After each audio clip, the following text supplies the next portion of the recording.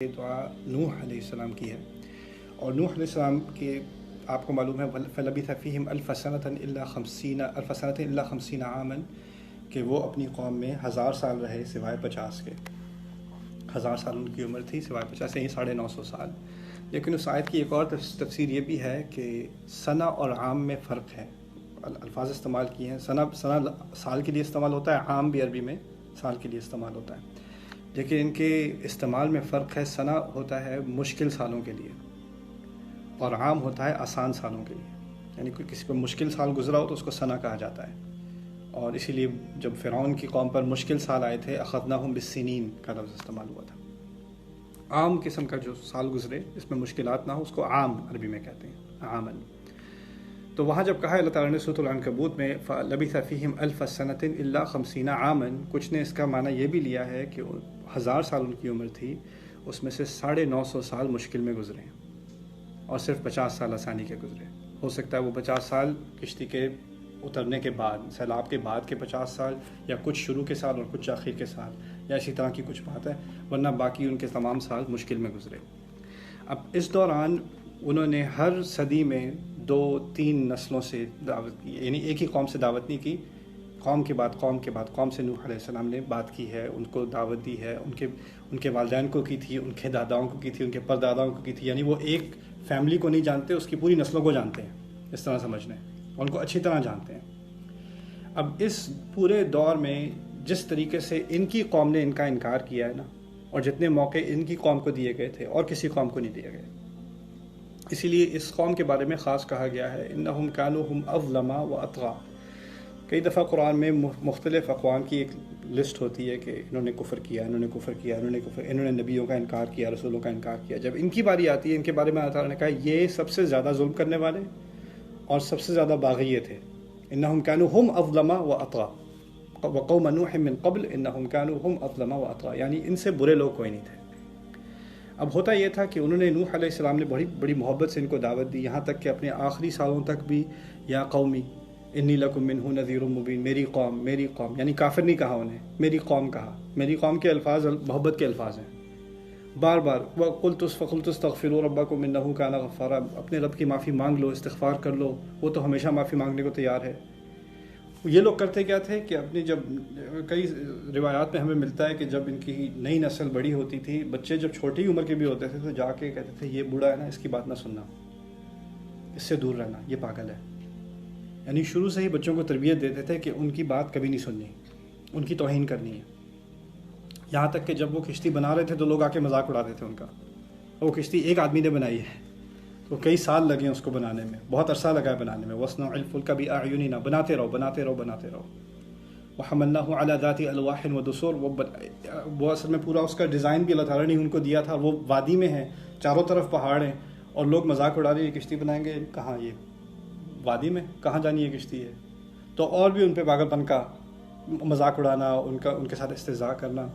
اللہ تعالیٰ نے پھر آخر میں اسی کو اوپر اٹھایا، اور اللہ تعالیٰ نے خود ہی فرمایا کہ اس ماحول میں جب وہ سیلاب آیا ہے آخرکار، وفارت تنور، تنور کہتے ہیں جب وہ what's the word for kettle in Urdu؟ دیگچی، دیگچی نہیں، دیگچی کیٹلی، oh kettle is کیٹلی، okay cool I'll say دیگچی. okay so جب آپ پانی ابال رہے ہوں اور اوپر ڈھکن لگا ہو اور آپ اس کو بھول جائیں، تو پھر جب وہ پھٹتا ہے نا تو اس کو فارت تنور کہا جاتا ہے. اور کہنے کا مقصد یہ ہے کہ اتنا ابال آیا کہ بس وہ پھٹ ہی گیا. اور اس سے مراد یہ بھی ہے کہ جیسے اس وادی میں اتنا پانی آ گیا کہ وہ چاروں طرف پہاڑوں کے اوپر سے پانی گرنے لگا. یہ اس کی ایک تصویر یہ بتائی جاتی ہے. دوسری یہ بتائی جاتی ہے کہ یہ ایک تعبیر قرآن میں ہے اللہ تعالیٰ کے غصے کی. جب کہتے ہیں نا کہ غصے میں پھٹ جائے یا صورتحال ایسی ہو کہ جزاک اللہ خیرن، thank you, I will not sneeze again, okay انشاءاللہ. تو جب صورتحال ایسی ہو کہ غصہ اس حد تک آ گیا ہو کہ بس پھٹ جائے، اس کے بعد صورتحال، اس کو بھی فارت تنور کہا جاتا ہے. تو یہاں دونوں معنوں میں استعمال ہوا کہ جب یہ آخرکار وہ صورتحال ہو گئی. لیکن اس سے پہلے نوح علیہ السلام نے ایک خاص دعا کی، اور اس دعا میں ایک بڑا ان کی ایک بڑی تکلیف مزمن ہے، کئی سالوں کی تکلیف، کئی نسلوں کی تکلیف، اور وہ الفاظ کیا ہیں؟ رب انصرنی بما کذبون، رب میری مدد کر دے، میرے رب میری مدد کر دے۔ کس چیز کے خلاف؟ ان جھوٹوں کے خلاف جو وہ میرے بارے میں کہتے ہیں۔ یعنی ایک تو ہوتا ہے کسی پر آپ نے ہاتھ سے حملہ کیا، ہتھیار سے حملہ کیا، آپ نے کسی کو ملک سے نکال دیا، ملک بدر کر دیا، اس طرح کے الفاظ ہوتے ہیں۔ لیکن یہاں پر خاص انہوں نے اللہ تعالیٰ کی مدد مانگی ہے کس چیز کا مقابلہ کرنے میں؟ وہ جھوٹ جو ان کے بارے میں بنائے جا رہے ہیں۔ رب انصرنی بما کذبون۔ نصرت کا لفظ، نصرہ کا لفظ عربی میں استعمال ہوتا ہے جب بہت بڑی مدد کی ضرورت ہو، یعنی ایک فوج کی مدد کی ضرورت ہو، مزید ری انفورسمنٹ کی ضرورت ہو، اس کو نصرہ کہا جاتا ہے عربی میں۔ ملٹری ایڈ جسے آج کل کہتے ہیں نا، اس کو نصرہ کہا جاتا ہے عربی میں۔